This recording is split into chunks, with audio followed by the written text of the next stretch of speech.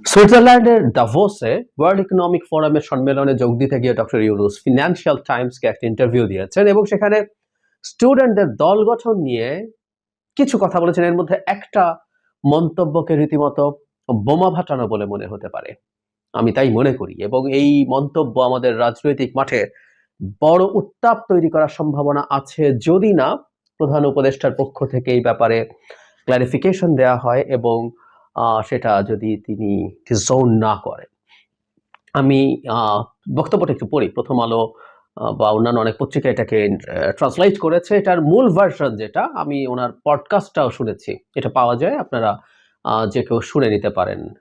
ওখানে একটু মূল বিষয় যাওয়ার আগে ওখানে বলি, ওখানে মূলত উনি কিভাবে দায়িত্ব নিয়েছেন, কি প্রেক্ষাপটে নিয়েছেন, এই গল্পগুলো তার মুখে আমরা অনেকবার শুনেছি। তিনি আবারও সেগুলো বলেছেন, সেগুলো জানিয়েছেন।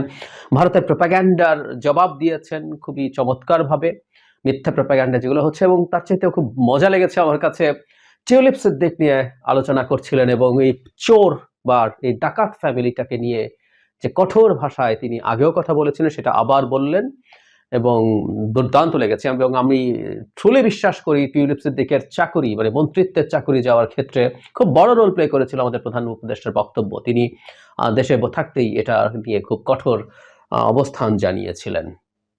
অফ টপিক হলে যোগ করে রাখি, টিউলিপ সিদ্দিকের এমপিত্ব নিয়ে আলাপ চলছে এবং আমি মনে করি ওখানে বাংলাদেশি যে কমিউনিটি আছে, ডায়াসপোরা যারা আছেন, তারা তার মানে এমপিত্ব থেকেও তাকে যেন সরে যেতে হয় সেই চাপ তারা অব্যাহত রাখবেন। এখানে ডক্টর ইউনুস ছাত্রদেরকে নিয়ে যা বলেছে, বিশেষ করে শেষ অংশের কথাটাই সবচেয়ে বেশি প্রশ্ন আসবে বলে আমি মনে করি। সেটার আগে এমনি দল নিয়ে অনেক কথা বলেছেন, একটু পড়ি।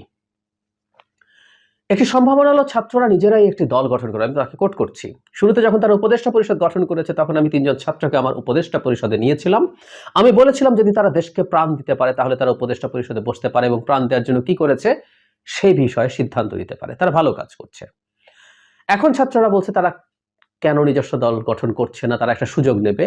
তারা বলছেন যে তাদের কোনো সুযোগ নেই, এমনকি সংসদে একটি আসনও থাকবে না। কেন? কারণ কেউ তাদেরকে চেনে না। এই প্রসঙ্গে ডক্টর ইউনূস আরও বলেন, আমি তাদের বললাম পুরো জাতি তাদেরকে চেনে, তারা যা করতে চায় সে বিষয়ে তাদেরকে একটা সুযোগ দেই, সুতরাং তারা এটা করবে। অধ্যাপক মোহাম্মদ ইউনূস বলেন দল গঠনের প্রক্রিয়ার মধ্যে তারা হয়তো বিচ্ছিন্ন হয়ে পড়বে, একটু আশঙ্কার কথা আছে বাংলাদেশের যে টিপিক্যাল রাজনৈতিক কালচার। উনি বলছেন এটাও একটা বিপদ, কারণ রাজনীতি শুরু করে সব ধরনের রাজনীতিবিদ তাদের সঙ্গে মিশে যাবে। তাই আমরা জানি না তারা আমাদের দেশে যে রাজনীতি তা থেকে নিজেদের দূরে রাখতে পারবে কিনা।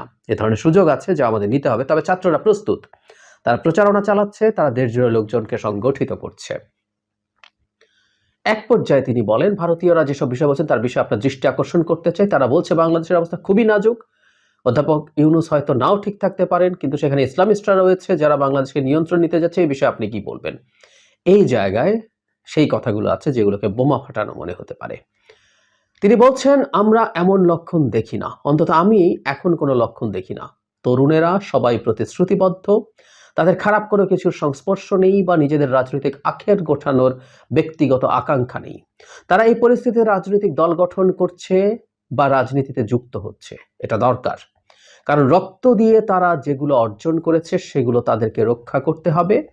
অন্যথায় সেই সব ব্যক্তি নিয়ে যাবে যারা বিগত প্রশাসন ও অন্যান্যের মতো সবকিছু পুনরাবৃত্তি করার সুযোগ খুঁজছে। এটা বাংলাদেশে আমাদের রাজনৈতিক পরিবেশ, সুতরাং এটা রক্ষা করার চেষ্টা করছে। তাই আমি বলবো ছাত্রদের অভিপ্রায় থাকবে। এই জায়গাটা আমি আবারও পড়ি, শেষ অংশটা, যেখানেই আসলে অনেকগুলো কথা আছে যেগুলো মারাত্মক রকম পলিটিক্যাল ডিবেট ট্রিগার করতে পারে। তিনি বলছেন তাদের খারাপ কোনো কিছু সংস্পর্শ নেই বা নিজেদের রাজনৈতিক আখের গোছানোর ব্যক্তিগত আকাঙ্ক্ষা নেই। ছাত্রদেরকে তিনি প্রশংসা করছেন।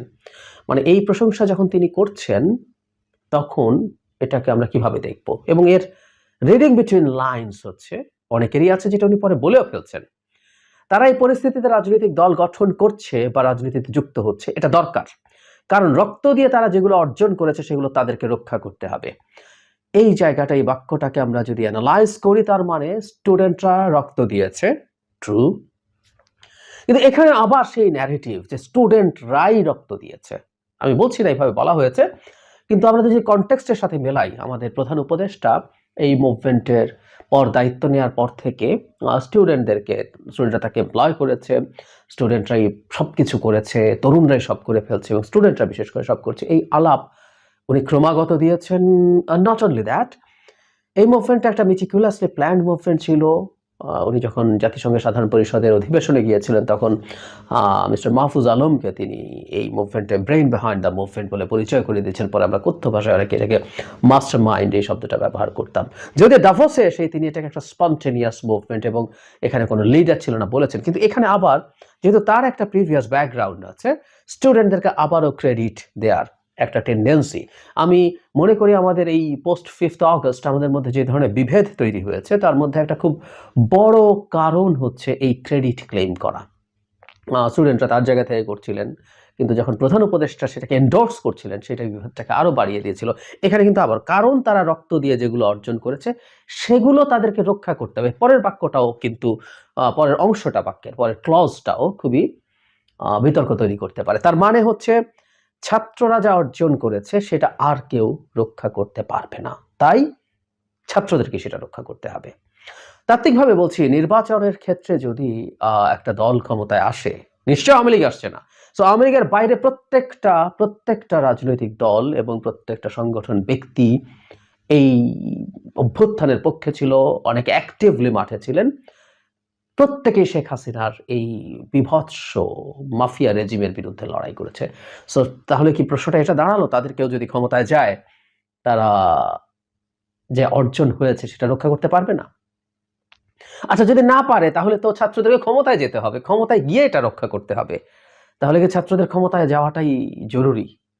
ছাত্রদের ক্ষমতা যাওয়া ছাড়া তারা এটা রক্ষা করতে পারছে না, তাই না? রাজনীতিতে যদি যায় তারা, বা রাজনীতিতে আসলে তো করা যায় না, সো ছাত্রদের তো ক্ষমতায় যাওয়ার প্রবাবিলিটি নাই, কিন্তু এর মধ্যে এরকম ইন্টারপ্রিটেশন কেউ তৈরি করতে পারেন। কারণ উনি বলছেন এরপর, অন্যথায় সেগুলো সেই সব ব্যক্তি নিয়ে যাবে যারা বিগত প্রশাসন ও অন্যান্যের মতো সবকিছুর পুনরাবৃত্তি করার সুযোগ খুঁজছে। Let's call a spade a স্পেড।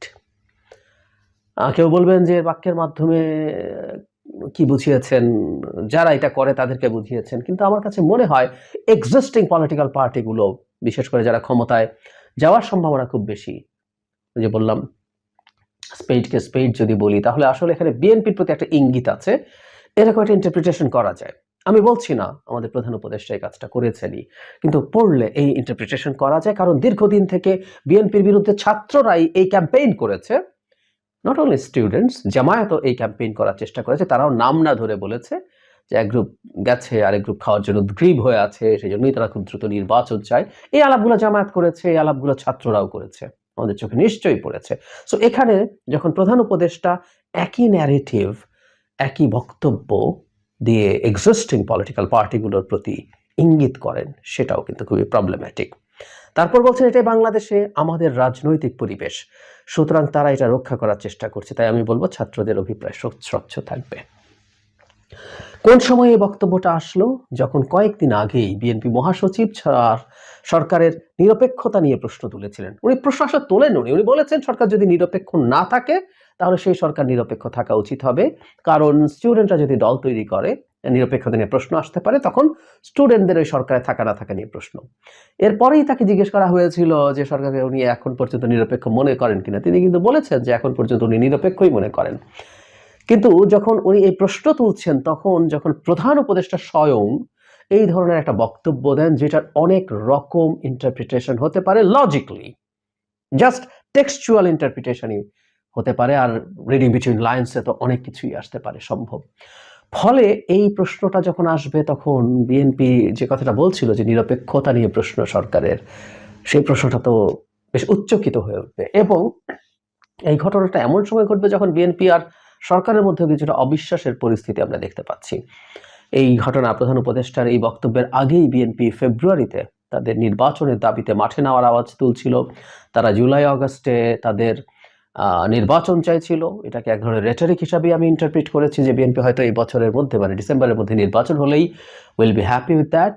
কিন্তু এখন এই প্রেক্ষাপটে যখন এই আলাপটা আসলো, এটা বিএনপিকে আরো ভীত করে তুলবে।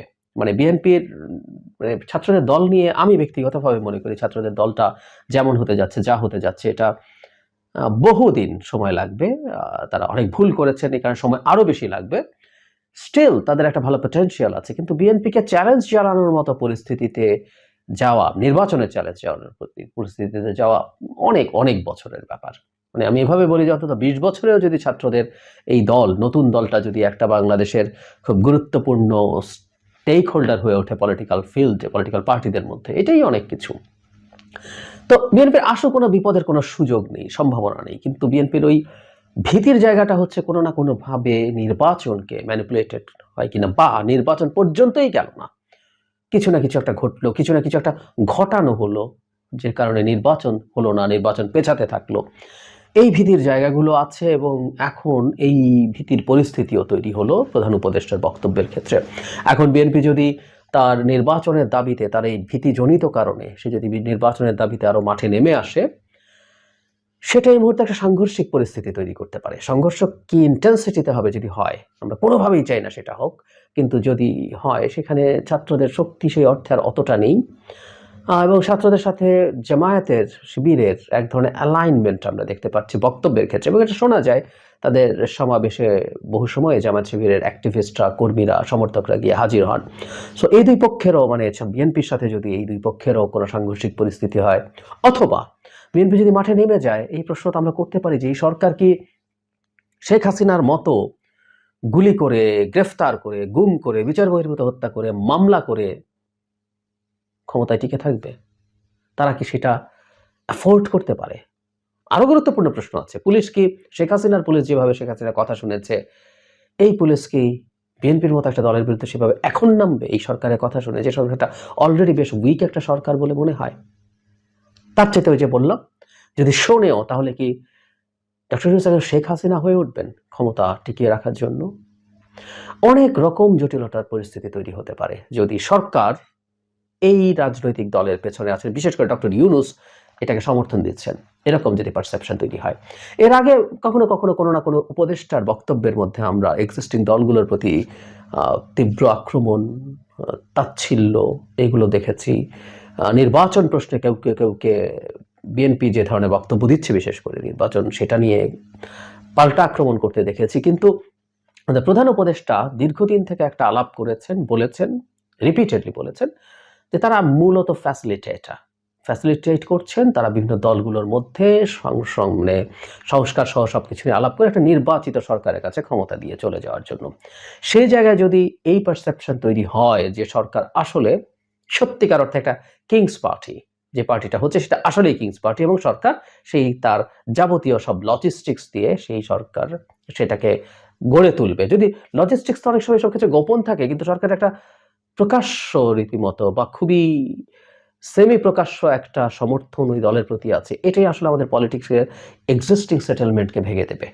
কারণ সবগুলো দল এই সরকারকে সমর্থন করেছে কারণ তারা একটা অন্তর্বর্তীকালীন নিরপেক্ষ সরকার, যার কোনো পলিটিক্যাল স্টেক নেই। সেটা যদি তৈরি হয়, পরিস্থিতি যথেষ্ট খারাপের দিকে যেতে পারে। বটম লাইন, আমরা আসলে আরেকটু বুঝতে চাই, আমরা প্রধান উপদেষ্টার দিক থেকে একটা ক্ল্যারিফিকেশন পাওয়াও হয়তো আমাদের জন্য ভালো হবে। আমরা আগেও দেখেছি যখন কোনো কনফিউশন তৈরি হয়েছে, তখন এক ধরনের ক্ল্যারিফিকেশন দেয়া হয়েছে। আমাদের নিশ্চয়ই মনে আছে আল জাজিরার সাথে সাক্ষাৎকারে সরকার কতদিন ক্ষমতায় থাকবে, 4 বছর থাকতে পারে ধরনের একটা বক্তব্য তার ওই স্পিচ, তার ইন্টারভিউতে ছিল, ইন্টারপ্রিট করা যায়।